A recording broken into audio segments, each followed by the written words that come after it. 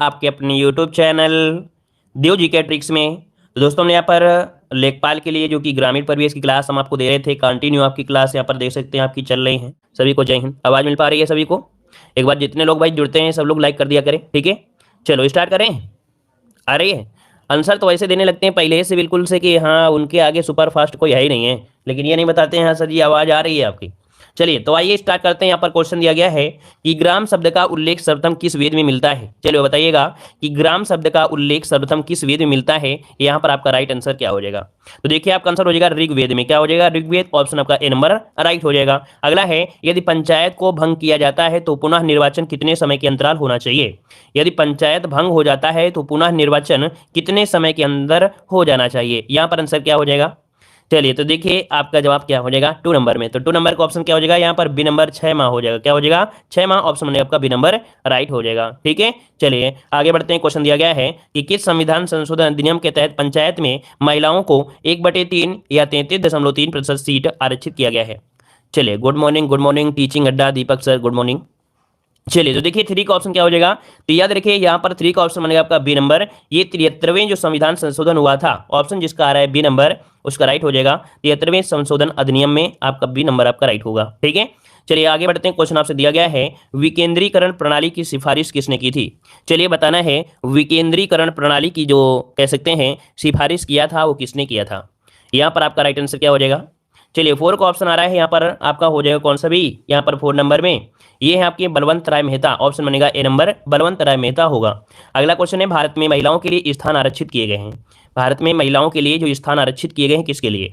चलिए लोकसभा, राज्यसभा, मंत्रिमंडल या किसके लिए? तो आपका जवाब हो जाएगा सी नंबर, पंचायती राज संस्थानों के लिए। याद रखिए इसका ऑप्शन बनेगा आपका सी नंबर, पंचायती राज संस्थाओं में। ऑप्शन आपका सी नंबर राइट हो जाएगा। आगे बढ़ते हैं। क्वेश्चन दिया गया व्यवस्था का वास्तुकार या शिल्पीकार किसे कहा जाता है। कितनी बार हमने क्वेश्चन आपको पढ़ाया भी है। तो चलिए बताइए भारत में पंचायती राज व्यवस्था का वास्तुकार या शिल्पीकार किसे कहा जाता है। 6 ऑप्शन क्या हो जाएगा? तो यहाँ पर हो जाएगा वी आर मेहता। क्या हो जाएगा? A number, we are Mehta. Option आपका बन जाएगा ए नंबर हो जाएगा। आगे बढ़ते हैं। क्वेश्चन आपसे अगला है कि पंचायती राज की सूची का विषय है। पंचायती राज की सूची है 7 का जवाब देना है। चलिए 7 का ऑप्शन क्या हो जाएगा? यहाँ पर हो जाएगा ये है आपके राज्य सूची का विषय, है ना। ऑप्शन क्या बनेगा? सी नंबर, राज्य सूची का विषय। ऑप्शन आपका सी हो जाएगा। अगला है ग्राम सभा का अभिप्राय क्या होता है। ग्राम सभा का अभिप्राय क्या होता है? चलिए ग्राम सभा किसे कहेंगे? तो देखिए हमने आपको बताया था ग्राम सभा में क्या होते हैं कि ग्राम स्तर के पंचायत क्षेत्र के निर्वाचन नामावली में जो पंजीकृत लोग होते हैं, है ना। याद रखिए पंचायतों के सदस्य में नहीं लगा सकते आप लोग। हमने आपको कई बार बताया है कि ग्राम स्तर के पंचायत क्षेत्र के निर्वाचन जो नामावली होती है अर्थात पंजीकृत लोग होते हैं जिनका वोटर लिस्ट में नाम होता है उसी को हम ग्राम सभा कह सकते हैं। तो यहाँ पर आंसर क्या हो जाएगा? ऑप्शन आपका डी नंबर यहाँ पर राइट हो जाएगा, ठीक है। आगे बढ़ते हैं। क्वेश्चन दिया गया है राज्य वित्त आयोग है कैसा है। राज्य वित्त आयोग कैसा है? तो भाई ये कैसा है? आपका संवैधानिक संस्था है ना। ऑप्शन बन जाएगा आपका सी नंबर, यहाँ पर सी नंबर हो जाएगा, ठीक है। अगला है निम्नलिखित में से किसे भारत में स्थानीय स्वशासन का जनक माना जाता है। भारत में स्थानीय स्वशासन का जनक माना जाता है। यहाँ पर 10 का ऑप्शन क्या हो जाएगा? चलिए 10 का ऑप्शन क्या हो जाएगा? यहाँ पर ऑप्शन आ रहा है सी नंबर, लॉर्ड रिपन को। तो बिल्कुल सही जवाब है कि स्थानीय स्वशासन का जनक आपके लॉर्ड रिपन को कहा जाता है। सी नंबर आपका राइट हो जाएगा। आगे बढ़ते हैं। क्वेश्चन आपसे दिया गया है कि राज्य वित्त आयोग का गठन भारतीय संविधान के किस अनुच्छेद के अंतर्गत आपका किया जाता है। तो ये बताइए राज्य वित्त आयोग का गठन जो होगा वो किस आर्टिकल में होगा। देखिए इसका ऑप्शन हो जाएगा आपका बी नंबर, अनुच्छेद 243 के फर्स्ट में। किसमें? 243 के फर्स्ट में। यहाँ सॉरी जो आपका आई है, ठीक है, क्या है? आई है। तो यहाँ पर ऑप्शन आपका बी नंबर हो जाएगा, ठीक है, अनुच्छेद 243 का आई, ठीक है। आगे बढ़ते हैं। क्वेश्चन आपसे दिया गया है पंचायती राज में अशोक मेहता समिति ने कितने स्त्री पंचायतों की सिफारिश किया था। तो देखिए भाई यहाँ पर अशोक मेहता के बारे में दिया है, आपको बताया गया है कि अशोक मेहता ने द्विस्तरीय पंचायती राज व्यवस्था की सिफारिश की थी। उन्होंने कहा था कि मात्र यहाँ पर आपके 2 तरह से ही यहाँ पर आपके उद्धार किया जा सकता है गाँव का। लेकिन यहाँ पर बलवंत राय मेहता जो थे उन्होंने क्या किया था? उन्होंने यहाँ पर त्रिस्तरीय पंचायती राज व्यवस्था की सिफारिश किया। तो भाई देखिए अभी भी काफी लोग यहाँ पर सी नंबर दे रहे हैं। सी नंबर नहीं होगा, इसका होगा द्विस्तरीय होगा। अगर बलवंत राय मेहता समिति होता तो हम लोग त्रिस्तरीय लगा सकते थे, ठीक है। आगे बढ़ते हैं। क्वेश्चन दिया है पंचायती राज व्यवस्था को सुदृढ़ बनाने के लिए कौन सा संविधान संशोधन किया गया था। चलिए बताइएगा पंचायती राज व्यवस्था को सुदृढ़ बनाने के लिए कौन सा संविधान संशोधन किया गया था। 13 का ऑप्शन देना है। तो याद रखिए ये है आपका 73वां संविधान संशोधन। ऑप्शन बनेगा ए नंबर आपका हो जाएगा, 73वां संविधान संशोधन के लिए हो जाएगा। अगला क्वेश्चन दिया है कि नगर पालिकाओं में महिलाओं के लिए कितनी सीटें आरक्षित करने का प्रावधान है। नगर पालिकाओं में महिलाओं के लिए कितनी सीटें आरक्षित करने का प्रावधान दिया गया है, यहाँ पर जवाब दीजिएगा। चलिए, कुल सीटों का 1/3, बिल्कुल सही जवाब है कि कुल सीटों का 1/3, ये है ऑप्शन आपका बी नंबर। आगे बढ़ते हैं, क्वेश्चन दिया गया है कि भारतीय संविधान में पंचायतों एवं नगर पालिकाओं के संबंध में किस वर्ष प्रावधान किया गया था। तो ये बताइएगा कि पंचायतों और नगर पालिकाओं के संबंध में जो प्रावधान किया गया, ये कब किया गया। तो यही बात आपका हो जाएगा 1993। कब हुआ था भाई संशोधन, संशोधन आपके 1993 वाला हुआ था। तो यहाँ पर आंसर क्या हो जाएगा आपका, ए नंबर आपका राइट हो जाएगा। ठीक है, आगे बढ़ते हैं, क्वेश्चन आपसे दिया गया है कि किस संविधान संशोधन द्वारा नगर पालिकाओं को संवैधानिक दर्जा का प्रदान किया गया। तो भैया यहाँ पर आंसर क्या हो जाएगा, देखो दिया गया है नगर पालिका दिया है, ग्राम पंचायत नहीं दिया है। नगर पालिका है, नगर पालिका की बात करते हैं तो ये सिटी संबंधित है, जो कि 74वें संविधान संशोधन हुआ था। इसका ऑप्शन बनेगा कौन सा, बी नंबर होगा। नगर पालिका है जो कि आपके कह सकते हैं कि शहरों के लिए है, तो आपका 74 होता है। जब ग्राम पंचायत की बात करता है तो ये आपका जो आपका है वो कौन सा है भाई, ग्राम पंचायत नाम सुने हैं ना, ग्राम पंचायत के लिए जो हुआ था वो 73वां था। ठीक है, आगे बढ़ते हैं, क्वेश्चन दिया गया है कि किस समिति ने 4 स्त्री पंचायत व्यवस्था का सुझाव दिया था। किस समिति ने 4 स्त्री पंचायत व्यवस्था का सुझाव दिया। यहाँ पर आपका आंसर 17 क्या हो जाएगा, तो 17 का ऑप्शन आपका बी हो जाएगा। ये है आपकी जीवी के राव समिति। कौन सी समिति है, जीवी के राव समिति है, जिसने 4 स्त्री पंचायती राज व्यवस्था का सुझाव दिया। ऑप्शन आपका बी नंबर यहाँ पर राइट हो जाएगा। आगे बढ़ते हैं, क्वेश्चन दिया गया है कि पंचायतों का निर्वाचन कौन करता है। पंचायतों का निर्वाचन कौन करता है। चलिए, पंचायतों का निर्वाचन कौन करेगा भाई, राज्य का ही जो राज्य का जो निर्वाचन आयोग होगा वही तो करेगा ना। तो ऑप्शन क्या हो जाएगा, राज्य निर्वाचन आयोग। ऑप्शन आपका बी नंबर राइट हो जाएगा। आगे बढ़ते हैं, क्वेश्चन दिया गया है कि जवाहरलाल नेहरू ने राजस्थान के नागौर जिले में सर्वप्रथम कब पंचायती राज का शुभारंभ किया। अच्छा ये बताइए, डिस्क्राइब करने की जरूरत नहीं है, जितना हम आपको बता रहे हैं क्योंकि इतनी बार पढ़ा दिए हैं कि आपको डिस्क्राइब करने के हिसाब से कोई मतलब ही नहीं निकलता है। जब डायरेक्ट वही क्वेश्चन आपके आ रहे हैं तो लगातार आप पढ़ते जा रहे हैं। ठीक है ना, तो चलिए बताइए, जवाहरलाल नेहरू ने राजस्थान के नागौर जिले में सर्वप्रथम कब पंचायती राज का शुभारंभ किया। यहाँ पर 2 अक्टूबर को किया था, ये आप सभी को पता होना चाहिए 2 अक्टूबर, लेकिन यहाँ पर याद रखिए 2 अक्टूबर और कौन सा इस सन, यहाँ पर आपका हो जाएगा 1959 है ना। ऑप्शन आपका बनेगा बी नंबर राइट हो जाएगा। आगे बढ़ते हैं, ग्राम पंचायत का अध्यक्ष अथवा सदस्य का चुनाव लड़ने के लिए न्यूनतम आयु कितनी होनी चाहिए। चलिए बताइए भाई, कितने वर्ष होना चाहिए। अगर आप 21 वर्ष के हो गए हैं तो आप लोग प्रधान बन गए हैं, है ना, प्रधान बन जाएंगे। ऑप्शन आपका सी हो जाएगा। आगे बढ़ते हैं, क्वेश्चन दिया गया है, कह रहा है पंचायतों का कार्यकाल कितना होता है। पंचायतों का कार्यकाल कितना होता है, 21 का जवाब देना है। चलिए, 5 वर्ष होता है या 6 वर्ष होता है। तो यहाँ पर देखिए आपका आंसर क्या हो जाएगा 21 नंबर में। चलिए, केस का ऑप्शन आपका ए आ रहा है, तो 5 वर्ष होता है, जो कि प्रथम अधिवेशन से होता है, जोड़ा जाता है। ठीक है, तो ऑप्शन बनेगा आपका ए नंबर। अगला क्वेश्चन दिया गया है, सामुदायिक विकास कार्यक्रम कब शुरू किया गया था। सामुदायिक विकास कार्यक्रम कब शुरू किया गया था, 22 का ऑप्शन देना है। और याद रखिए 22 का ऑप्शन क्या हो जाएगा, यहाँ पर 2 अक्टूबर 1952। ठीक है, 2 अक्टूबर 1952 को सामुदायिक विकास कार्यक्रम शुरू किया गया था। ऑप्शन बन जाएगा आपका सी नंबर राइट हो जाएगा। अगला क्वेश्चन आपसे दिया गया है, संविधान के किस अनुच्छेद के तहत राज्यों को ग्राम पंचायत गठित करने का निर्देश दिया गया है। देखो हमने बताया था कि ग्राम पंचायत से क्वेश्चन आपका बनना ही बनना है, तो पक्का होता है, 100% होता है। ये आर्टिकल नंबर जो आपका है कौन सा, 40 है। आर्टिकल नंबर 40 में प्रावधान किया गया है कि ग्राम पंचायत गठित करने का निर्देश देता है। ठीक है, चलिए अगला क्वेश्चन है कि बलवंत राय मेहता समिति जो कि त्रिस्तरीय पंचायती राज व्यवस्था थी, इसका गठन कब किया गया था। गठन पूछा गया, याद रखिए गठन हुआ था 1957 में। कब हुआ था आपके 1957 में हुआ था, याद रखिए सी नंबर इसका हो जाएगा 1957। देखो लगातार आप लोगों की मेहनत है जो कि आप लोग जवाब दे रहे हैं। अगर लगातार अगर आप लोग क्लास ना लिए होते तो आप जो आंसर फटाफट दे रहे हैं तो आप ना दे रहे होते हैं ना। लगातार अगर देखो किसी भी चीज़ में अगर पीछे पड़ जाया जाए, चाहे वो कितना भी कठिन हो, अगर लगातार अगर आप लगे रहते हैं तो 100% वो सरल हो जाएगा। अगर आप लोग जितने लोग यहाँ पर सही जवाब दे रहे हैं, मतलब हर एक जवाब दे रहे हैं, उसका मतलब यही है कि आप लोगों को कहीं ना कहीं मेहनत आपकी काम आ रही है। ठीक है ना, चलिए तो बताइए, कह रहा आपसे किस संविधान संशोधन के तहत अरुणाचल प्रदेश में अनुसूचित जनजाति के लिए पंचायत में आरक्षण संबंधी प्रावधान समाप्त कर दिया गया है। तो देखिए भाई, यहाँ पर जो अनुसूचित जाति थी और पंचायत में जो आरक्षण मिलता था, ये समाप्त कर दिया गया है आपके अरुणाचल प्रदेश में। ये संविधान संशोधन कौन सा हुआ था, तो यहाँ पर संविधान संशोधन हुआ था आपका 83 नंबर का। ठीक है, कौन सा, तो आपके 83वें संविधान संशोधन हो जाएगा। ऑप्शन बनेगा यहाँ पर आपका सी नंबर राइट हो जाएगा। ठीक है, चलिए आगे बढ़ते हैं। क्वेश्चन आपसे अगला पूछा गया है, अनुसूची सेकंड के तहत पंचायतों के कार्यकालों में आने वाले कुल कितने विषय आपके दिए गए हैं। मतलब कह रहे हैं अनुसूची सेकंड में पंचायत के कार्य क्षेत्र में आने वाले कुल कितने विषय आपके दिए गए हैं। तो ये विषय आपके कितने हैं, तो 29 विषय याद रखिएगा। ठीक है, इनमें से विषय कितने, 29 विषय हैं। ऑप्शन आपका सी हो जाएगा। अगला क्वेश्चन दिया गया है, कह रहा है योजना आयोग की सिफारिश पर जीवी के राव समिति का गठन कब किया गया था। देखिए यहाँ पर योजना आयोग की क्या थी, सिफारिश किया, जिसमें से जीवी के राव समिति का गठन किया गया। ये कब किया गया, तो आपकी 1985 को। ऑप्शन बनेगा यहाँ पर आपका बी नंबर राइट हो जाएगा। ठीक है, चलिए जय हिंद जय हिंद। अगला है कि भारत में पंचायती राज दिवस कब मनाया जाता है। यहाँ पर बताइएगा कि भारत में पंचायती राज दिवस कब मनाते हैं। भाई वीडियो को लाइक करिए, देखिए काफ़ी लोग बाद में जुड़े हैं लेकिन वीडियो को लाइक नहीं किए हैं, तो कम से कम वीडियो को भी लाइक करते रहें। इतना तो आप लोग समझदार ही हैं कि भाई ऐसा हमारी चैनल है जहाँ पर लगातार हम आपको क्लासें दे रहे हैं। और निस्वार्थ भाव से पूरी क्लासें आपको मिल रही हैं, पूरी तरीके से जितना हो सकता है हम आपको प्रयास कर रहे हैं, क्योंकि हमें पता है कि ऐसा मौका अब आपको दोबारा नहीं मिलने वाला है। इस बार अगर लेखपाल बन जाइए और या तो वीडियो एग्जाम बन जाइए, क्योंकि इसके बाद ऐसा कोई मौका आपको नहीं मिलेगा जो आप लोग अपने जीवन के बारे में सोचो कि हमारी पढ़ाई कहाँ पर गई है, कहाँ पर नहीं है, पढ़ाई से क्या मिला है, क्या नहीं मिला है। तो अगर आप जानते हैं कि पढ़ाई से निष्कर्ष निकलने वाला है, तो यही जो आपके मौके हैं, अंतिम मौका है। इसके बाद अपने सपने जो हैं वो सपने ध्वस्त कर दीजिएगा, आग में जला दीजिएगा, पेट्रोल डाल के जला दीजिएगा, क्योंकि अब आपके सपने साकार नहीं होंगे अगर ये पेपर नहीं निकलता है तो। ठीक है ना। चलिए बताइएगा, भारत में पंचायती राज दिवस कब मनाया जाता है। चलिए, भारत में पंचायती राज दिवस कब मनाया जाता है। 28 का ऑप्शन क्या हो जाएगा, तो यहाँ पर ऑप्शन बी हो जाएगा 24 अप्रैल हो जाएगा, बी नंबर 24 अप्रैल। ठीक है, आगे बढ़ते हैं। क्वेश्चन दिया गया है कि किस अनुच्छेद के तहत नगर पालिकाओं में आरक्षण संबंधी प्रावधान किया गया है। तो भाई यहाँ पर देख सकते हैं कि आरक्षण संबंधी जो प्रावधान हुए हैं वो आपके हुए किसमें, यहाँ पर 243 का जो आपका टी है, क्या 243 का टी है, नगर पालिका में आरक्षण की बात किया गया है। तो ऑप्शन क्या हो जाएगा, यहाँ पर बी नंबर। अगला क्वेश्चन आपसे यहाँ पर दिया गया है, भारत में प्रथम नगर निगम स्थापना कहाँ पर की गई थी। भारत में प्रथम नगर निगम की स्थापना कहां पर की गई थी। चलिए 30 नंबर में, तो देखिए 30 का ऑप्शन हो जाएगा ये आपके मद्रास, जिसे हम लोग वर्तमान में चेन्नई जानते हैं। तो ऑप्शन बनेगा क्या हो जाएगा, बी नंबर आपका राइट हो जाएगा, मद्रास में। आगे बढ़ते हैं। क्वेश्चन आपसे अगला पूछा गया है कि निम्नलिखित में से कौन उत्तर प्रदेश के मुख्यमंत्री नहीं रहे हैं। चलिए यहाँ पर जवाब देना है, उत्तर प्रदेश के मुख्यमंत्री नहीं है। ये क्वेश्चन आपके पूरे के पूरे यूपीजी से रिलेटेड है।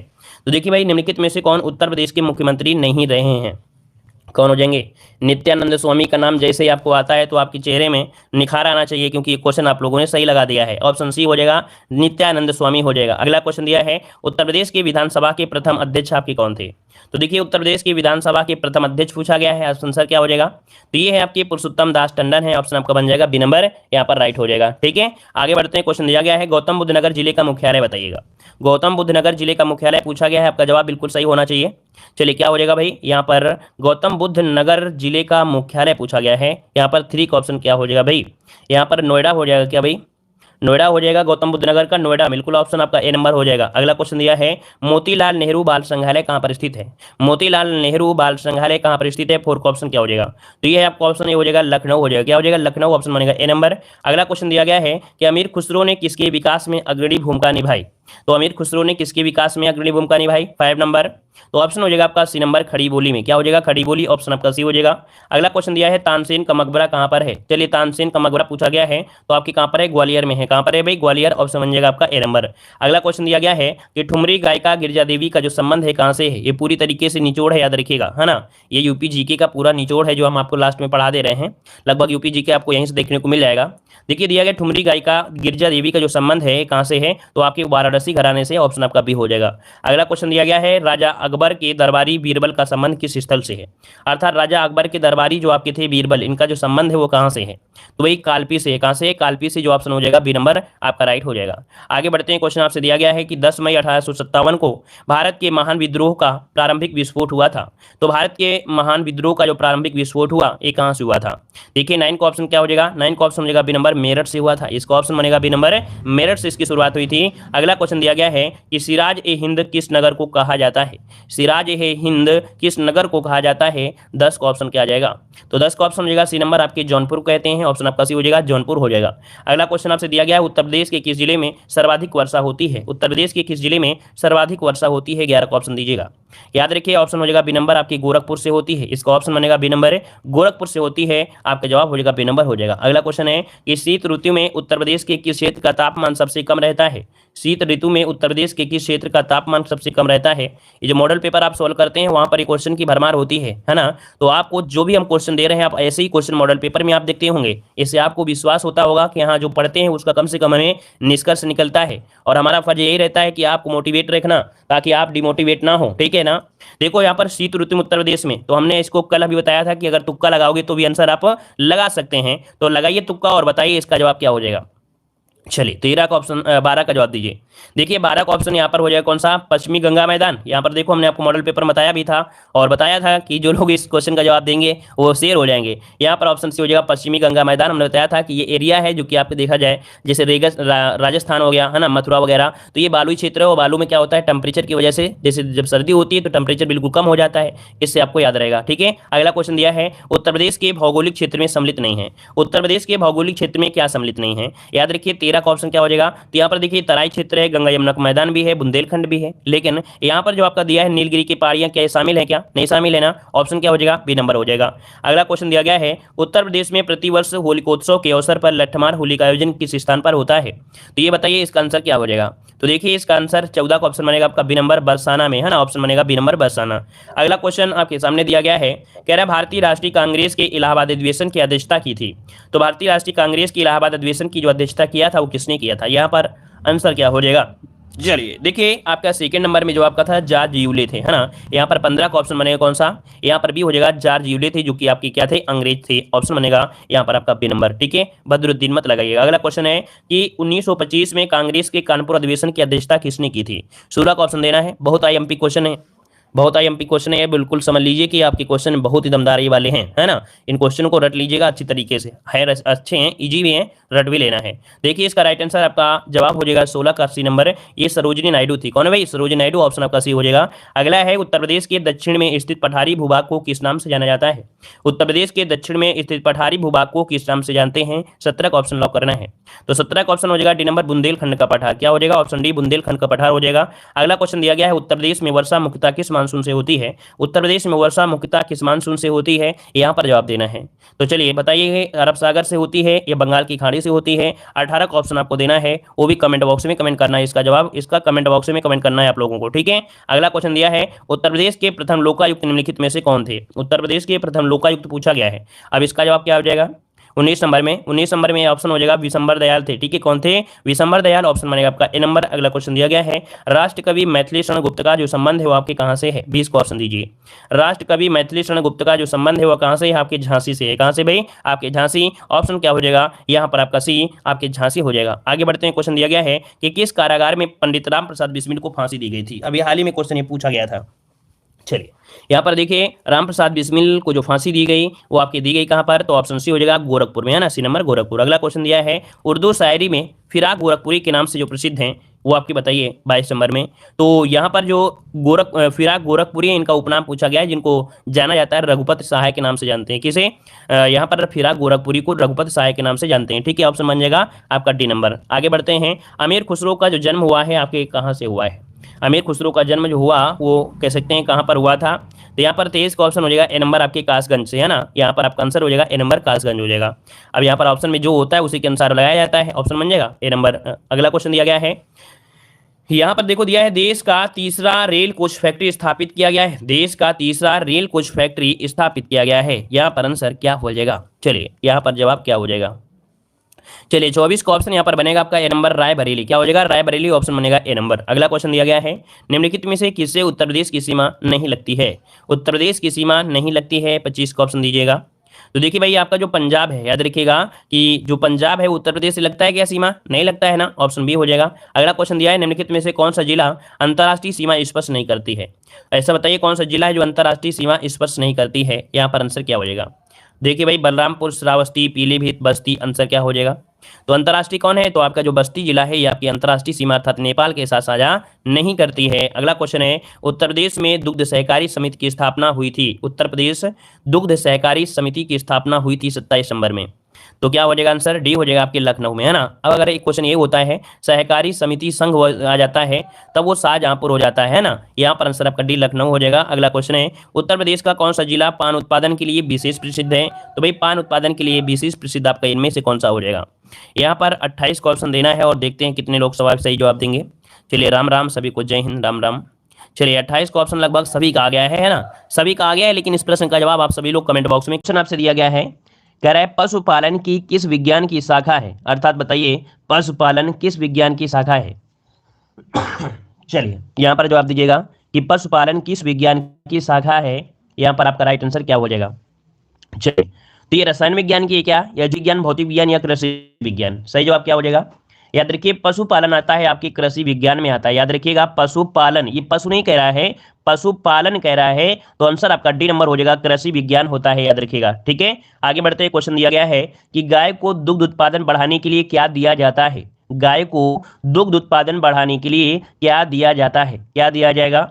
तो यहाँ पर याद रखिए ऑप्शन आंसर हो जाएगा ए नंबर आपका प्रोलेस्टिन। ठीक है, एक हार्मोन्स होता है प्रोलेस्टिन दिया जाता है, तो इसका ऑप्शन बनेगा आपका ए नंबर राइट हो जाएगा। ठीक है, वो होता है ऑक्सीटोसिन हार्मोन्स, जो क्या होता है दूध को उतारने के काम आता है, लेकिन यहाँ पर दिया है बढ़ाने के लिए, है ना। अगर दूध उतारने की बात करता है तो ऑक्सीटोसिन हार्मोन्स होता है, लेकिन यहाँ पर दूध को बढ़ाने के लिए है तो आपका प्रोलेक्टिन होता है, ऑप्शन बनेगा ए नंबर। चलिए, जय हिंद।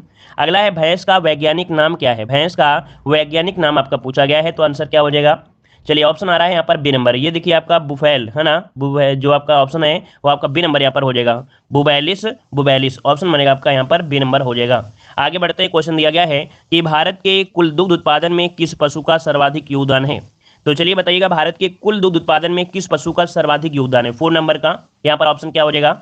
तो देखिए यहाँ पर आपका आंसर क्या हो जाएगा? भैंस का हो जाएगा ना। ऑप्शन क्या बनेगा यहाँ पर आपका बनेगा ए नंबर, भैंस हो जाएगा। ठीक है ना। चलिए, गाय मत लगाइएगा, यहाँ पर भैंस लगाना है। सबसे ज्यादा जो भी आपका मतलब जो योगदान है वो आपके भैंस का है, याद रखिएगा। ठीक है ना। चलिए, अगला क्वेश्चन दिया है, गरीब की गाय किसे कहा जाता है? गरीब की गाय किसे कहा जाता है 5 नंबर में? तो ऑप्शन आ रहा है आपका डी नंबर, बकरी को कहते हैं। तो बिल्कुल सही जवाब है, बकरी कहते हैं, क्योंकि बकरी एक ऐसी चीज़ है जो लगभग सब चीज़ खा भी लेती है और ज़्यादा कुछ खाती भी नहीं है, नॉर्मल से होता है, और दूध भी काम चलाओ निकल भी आता है ना। इसलिए इसे गरीब की गाय भी कहते हैं। ऑप्शन में आपका डी नंबर।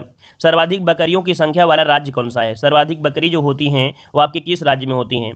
तो ऐसे याद रखिएगा, जैसे बकरी होती हैं वो आपके कांटे वाली चीज़ें ज़्यादा खाती है। कांटे वाली चीज़ें मतलब जैसे क्या होता है, बबूल हो गया, है ना, ऐसी चीज़ों का सेवन ये ज़्यादा करते हैं। और बबूल वगैरह या कांटों वाली जो चीज़ें होती है मैक्सिमम कहाँ मिलते हैं? तो आपके राजस्थान में मिलती हैं। कहाँ मिलती है भाई? राजस्थान में। तो इसका ऑप्शन क्या हो जाएगा? सी नंबर आपको हो जाएगा, राजस्थान बन जाएगा। ठीक है, क्लियर है। चलिए आगे बढ़ते हैं, मुर्गियों में चेचक रोग किससे होता है? मुर्गियों में चेचक रोग किससे होता है? यहाँ पर आंसर लॉक करना है 7 नंबर में। चलिए, तो देखो ये होता है आपके वायरस से होता है। किससे होता है? वायरस होता है, काफी खतरनाक ये बीमारी भी है। इससे ज्यादा रानीखेत बीमारी जो होती है, जो और भी ज्यादा खतरनाक होती है, रानीखेत वाली बीमारी। ठीक है ना। तो इसका ऑप्शन क्या हो जाएगा? ऑप्शन बन जाएगा आपका ए नंबर। अगला क्वेश्चन हमसे दिया गया है कि 100 ग्राम अंडे में प्रोटीन की मात्रा कितनी होती है? 100 ग्राम अंडे में प्रोटीन की मात्रा कितनी होती है? यहाँ पर जवाब देना है। हमने आपको मॉडल पेपर सॉल्व करवाते हैं, तो वहां पर देख सकते हैं ऐसे क्वेश्चन आपके ढेरों मिलते हैं ना। तो चलिए, आपका 8 का ऑप्शन क्या हो जाएगा? तो याद रखिए 13.5% ऑप्शन बनेगा यहाँ पर आपका सी नंबर। 13.5% ये आपकी होती है आपके 100 ग्राम अंडे में प्रोटीन की मात्रा। ठीक है। अगला क्वेश्चन दिया है, मुर्गियों में सबसे खतरनाक बीमारी कौन सी है? तो देखिए यहाँ पर आपका 9 का ऑप्शन आपको बताना है कौन सा हो जाएगा। तो हमने बताया था है दोनों, लेकिन आपको लगाना किसको है? रानीखेत लगाना है, क्योंकि सबसे ज्यादा खतरनाक पूछा गया है ना। तो सबसे ज्यादा खतरनाक बीमारी आपकी कौन सी है? रानीखेत बीमारी है। ऐसी बीमारी जब आ जाती है, पूरा का फार्म में पूरी आग लगा दी जाती है। जितना भी फार्म होता है उसमें आग लगा दी जाती है, जिससे पूरी मुर्गियां क्या होती हैं? जल के राख हो जाती हैं। तो ऑप्शन बनेगा आपका ए नंबर होगा इसका। ठीक है ना, सी मत लगाइएगा। यहाँ पर आगे बढ़ते हैं, क्वेश्चन दिया है 100 ग्राम अंडे में लगभग कितना वसा होता है? इसके पहले आपका आया था प्रोटीन, अब आया यहाँ पर वसा। तो आप बताइए 100 ग्राम अंडे में लगभग वसा जो होता है वो कितना होता है? तो यहाँ पर आंसर आया आपका होगा वो 14% हो जाएगा। इसका ऑप्शन बन जाएगा आपका बी नंबर, 14% हो जाएगा। ठीक है। अगला है, भारत में प्रथम पशु गणना कब हुई थी? चलिए, भारत में प्रथम पशु गणना कब हुई थी? यहाँ पर आंसर क्या होगा? चलिए, 11 का ऑप्शन क्या हो जाएगा? बी नंबर, बिल्कुल सही है। आपकी 1928 ईस्वी में ये आपकी पहली आपकी पशुगणना हुई थी। ऑप्शन बने आपका बी नंबर हो जाएगा। अगला क्वेश्चन है, आजादी के बाद पहली पशुगणना कब हुई? अब देखो दिया गया है आजादी के बाद पहली पशुगणना कब हुई। तो 12 का ऑप्शन क्या बन जाएगा? चलिए थोड़ा और जूम कर दें क्या? चलिए थोड़ा और जूम कर देते हैं। चलिए, आजादी के बाद पहली पशु गणना कब हुई थी? 12 नंबर में। याद रखिए ऑप्शन बनेगा ए नंबर आपके 1951 में। कब हुई थी? 1951 में। ऑप्शन बनेगा आपका ए नंबर हो जाएगा। अगला क्वेश्चन दिया है, पशु गणना कितने वर्ष के अंतराल पर होता है? पशु गणना कितने वर्ष के अंतराल पर होता है? यहाँ पर जवाब देना है। चलिए 13 का जवाब दीजिए, 13 नंबर में। तो 13 का ऑप्शन हो जाएगा सी, 5 वर्ष में होती है। याद रखिएगा कि जो पशुओं की जनगणना होती है वो 5 वर्षों में होती है, लेकिन जो जब मनुष्य की बात होती है तो मनुष्य की जनगणना आपकी 10 वर्षों में होती है ना। तो इसकी आपकी होती है 5 वर्ष में, क्योंकि भाई 5 वर्ष में तो ये लोग जानवर तो ये बच्चे से बहुत बड़े हो जाते हैं ना। तो ऑप्शन हो जाएगा सी नंबर। आगे बढ़ते हैं, क्वेश्चन दिया है 2017 की पशुगणना कौन सी जनगणना थी? ये बताइए 2017 की पशुगणना कौन सी पशुगणना थी? यहाँ पर आंसर क्या हो जाएगा? तो याद रखिए ऑप्शन बी हो जाएगा, 20वीं थी। कौन सी थी? 20वीं थी। ऑप्शन आपका बी हो जाएगा, ये 20वीं आपकी थी। ठीक है। आगे बढ़ते हैं, क्वेश्चन आपसे अगला पूछा गया है, इनमें से कौन गाय की नस्ल है? इनमें से कौन गाय की नस्ल है 15 नंबर में? देखो यहाँ पर जर्सी जो कि काफी अच्छी गाय होती है, दूध भी देती है ना, बहुत अच्छा दूध देती है। और यहाँ पर आपकी हरियाणवी है और आपकी लाल सिंधी आपकी क्या है भाई? आपकी गाय की नस्ल है। तो ऑप्शन बन जाएगा कौन सा? यहाँ पर डी हो जाएगा। अगला क्वेश्चन है, इनमें से कौन भैंस की किस्म है? इनमें से देखिए कौन सी गाय की किस्म है? तो आपकी मुर्रा, है ना, भदावरी, आपकी नागपुरी। हमने आपको बताया था भदावरी का जो फैट होता है वो ज्यादा होता है, सबसे ज्यादा दूध देती है वो आपकी मुर्रा भैंस देती है ना। यहाँ पर आंसर आपका डी हो जाएगा, राइट। अगला क्वेश्चन दिया गया है, भारत अंडे के उत्पादन में विश्व में किस स्थान पर है? 17 का जवाब दीजिए। तो 17 का ऑप्शन बताया था कि आपका तृतीय स्थान होता है। क्या होता है भाई? तृतीय स्थान होता है। ऑप्शन क्या बन जाएगा यहाँ पर? सी नंबर आपका राइट हो जाएगा। ठीक है ना। चलिए अगला है, राष्ट्रीय पशुधन मिशन को कब लागू किया गया? राष्ट्रीय पशुधन मिशन को कब लागू किया गया था? यहाँ पर 18 का ऑप्शन। तो देखिए 18 का ऑप्शन हो जाएगा आपके 2014 और 15 में राष्ट्रीय पशुधन मिशन को लागू किया गया। ऑप्शन जो इसका हो जाएगा वो आपका बनेगा कौन सा? बी नंबर हो जाएगा। अगला, कामधेनु योजना किससे संबंधित है? आपको जवाब देना है कि कामधेनु योजना किससे संबंधित है। आपका राइट आंसर क्या हो जाएगा? चलिए कामधेनु योजना, तो भाई यहाँ पर आपका आंसर क्या हो जाएगा 19 नंबर में? यहाँ पर बिल्कुल सही है, दुग्ध का उत्पादन बढ़ाने के लिए, दुग्ध का उत्पादन बढ़ाने के लिए यहाँ पर जवाब देना है। सभी लोग भाई यहाँ पर वीडियो लाइक भी नहीं किए हैं और दूसरी बात सभी लोग कमेंट भी नहीं कर रहे हैं। तो भाई सभी लोग कमेंट भी किया करें तो थोड़ा अच्छा भी लगता है। ठीक है, चलिए अगला क्वेश्चन दिया गया है कि पशु गणना किन क्षेत्रों में कराई जाती है? पशु गणना किन क्षेत्रों में कराई जाती है? तो बताइए, ग्रामीण, शहरी, ए बी दोनों, इनमें से कोई नहीं। चलिए 20 का नंबर। तो भाई पशु गणना है तो भाई चाहे शहर एरिया हो चाहे वो आपके कौन गांव एरिया हो अर्थात रूरल एरिया हो, तो ऑप्शन सी हो जाएगा यहाँ पर आपका ए और बी दोनों हो जाएगा, ग्रामीण शहरी दोनों। अगला है, ये प्रथम ऑनलाइन पशु गणना कौन सी पशु गणना है? चलिए प्रथम ऑनलाइन पशु गणना कौन सी आपकी पशु गणना है? 21 नंबर में। तो याद रखिए आपकी 20वीं थी, है ना, जो इस बार हुई थी। तो 20वीं ऑप्शन क्या हो जाएगा आपका? डी नंबर हो जाएगा। अगला क्वेश्चन दिया है, कुल पशुधन के संदर्भ में शीर्ष स्थान कौन सा है? तो सबसे ज्यादा जो आपके पशु हैं वो आपके कहां पर है? तो आपकी उत्तर प्रदेश में, याद रखिएगा 22 का ऑप्शन बनेगा, सी नंबर आपका उत्तर प्रदेश हो जाएगा। अगला क्वेश्चन दिया गया है, 2012 की तुलना में 2017 में पशुधन में कितने प्रतिशत की वृद्धि हासिल हुई है? तो भाई देखिए 2012 के अकॉर्डिंग 2017 में, क्योंकि 12 5 17 5 साल में होती है, तो कितने प्रतिशत की वृद्धि आपकी हुई? 23 का ऑप्शन क्या हो जाएगा? बी हो जाएगा, 4.6% की वृद्धि हुई है। ऑप्शन क्या हो जाएगा यहाँ पर आपका? बी हो जाएगा। ठीक है, हेलो। चलिए अगला क्वेश्चन आपसे दिया गया है कि देश में भैंसों की संख्या पशु गणना 2017 के अनुसार कितना है? अब आप बताइए कि 2017 में जो आपकी भैंसें हैं वो आपकी कितनी हैं? यहाँ पर आंसर क्या हो जाएगा 24 नंबर में? तो देखिए 24 का ऑप्शन हो जाएगा बी नंबर, 109.85 मिलियन हो जाएगा। ठीक है, याद रखिए ऑप्शन बी हो जाएगा 109.85 मिलियन है। ठीक है, ऑप्शन बनेगा बी नंबर। अगला है, पशु गणना 2017 के अनुसार गधे की प्रतिशत वृद्धि दर 2012 की तुलना में कितने प्रतिशत देखने को मिली? चलिए जवाब दीजिएगा। चलिए चार्जर भी लगा लेते हैं। चलिए तो देखिए यहाँ पर पूछा गया है गधे, है ना, तो यहाँ पर देखिए आपका 25 का ऑप्शन बन जाएगा कौन सा? बी नंबर हो जाएगा कि यहाँ पर ऋणात्मक वृद्धि दर देखने को मिली। याद रखिएगा इसमें से गधों की जो प्रतिशत है वो ऋणात्मक हो गई है, और कितनी हो गई है? 67% ऋणात्मक वृद्धि आपकी हुई है। ठीक है, मतलब इसमें कमी हुई है, किसमें? तो आपकी गधों की संख्या में कमी हो गई है। ठीक है, चलिए आगे बढ़ते हैं। क्वेश्चन दिया गया है कि मत्स्य पालन को कृषि का दर्जा कब दिया गया? देखिए मत्स्य पालन को कृषि का दर्जा, अर्थात जो मछली पालन होता है ना, ये कृषि के अंतर्गत ही आता है ना, एपी कल्चर ये सब कुछ इसी में आते हैं ना, उसी में आपका इसका नाम भी आता है। तो मत्स्य पालन को कृषि का दर्जा दिया गया, यहाँ पर जवाब देना है। यहाँ पर देखिए आपका 26 का ऑप्शन हो जाएगा आपका ए नंबर, जून 2015 में। ठीक है, जून 2015 में मत्स्य पालन को कृषि का दर्जा दिया गया है। ऑप्शन बनेगा आपका ए नंबर। चलिए आगे बढ़ते हैं। क्वेश्चन आपसे अगला पूछा गया है, कह रहा आपसे यहाँ पर महिला डेयरी योजना किस विभाग के द्वारा लागू किया गया था? महिला डेयरी योजना किस विभाग के द्वारा लागू किया गया था? आपका राइट आंसर क्या हो जाएगा? चलिए 27 नंबर में। तो 27 का ऑप्शन हो जाएगा डी, दुग्ध विकास विभाग के द्वारा। किसके द्वारा? महिला डेयरी योजना किस विभाग के द्वारा? तो दुग्ध विभाग, दुग्ध विकास विभाग। ऑप्शन बनेगा आपका डी नंबर। अगला है कि पशु गणना 2017 के अनुसार भारत में घोड़ों की संख्या कितनी है? तो भारत में घोड़ों की संख्या पूछा गया है 28 नंबर में। तो ऑप्शन बन जाएगा आपका ए नंबर, 0.34 मिलियन। ठीक है, 0.34 मिलियन। ऑप्शन बन जाएगा आपका ए नंबर, आपका राइट हो जाएगा। ठीक है, आपको पता है 1 मिलियन में कितने होते हैं? 10 लाख होते हैं। कितने होते हैं? 1 मिलियन में 10 लाख होते हैं, तो याद रखिए आप निकाल सकते हैं। ठीक है, चलिए आगे बढ़ते हैं। क्वेश्चन आपसे अगला पूछा गया है, कह रहा आपसे यहाँ पर पशु गणना 2017 के अनुसार भैंस की संख्या में प्रथम राज्य कौन सा है? भैंस की संख्या में यहाँ पर पशु राज्य जो आपका है वो आपका कौन सा है? 29 नंबर में। तो ये आपका तेलंगाना है। ठीक है, 2017 के अनुसार भैंस की संख्या में प्रथम स्थान जो आपका है इन 4 ऑप्शन में कौन सा हो जाएगा आपका? ये तेलंगाना है। ठीक है, भैंस मत, राजस्थान मत लगाइए, राजस्थान में बकरियों की संख्या ज्यादा मिलती है। ठीक है ना, यहाँ पर हो जाएगा ऑप्शन आपका हो जाएगा ए तेलंगाना। अगला क्वेश्चन दिया है, पशु गणना 2017 की अंतिम रिपोर्ट कब आई थी? चलिए 30 का जवाब दीजिए। तो आपका जवाब हो जाएगा क्या? पशु गणना 2017 की अंतिम रिपोर्ट कब आई थी, ये पूछा गया है। ठीक है ना, तो 30 का ऑप्शन हो जाएगा सी नंबर, 2019 में आई थी। ये क्या आई थी? 2019 में इसकी आपकी किसी की रिपोर्ट आई थी। ठीक है।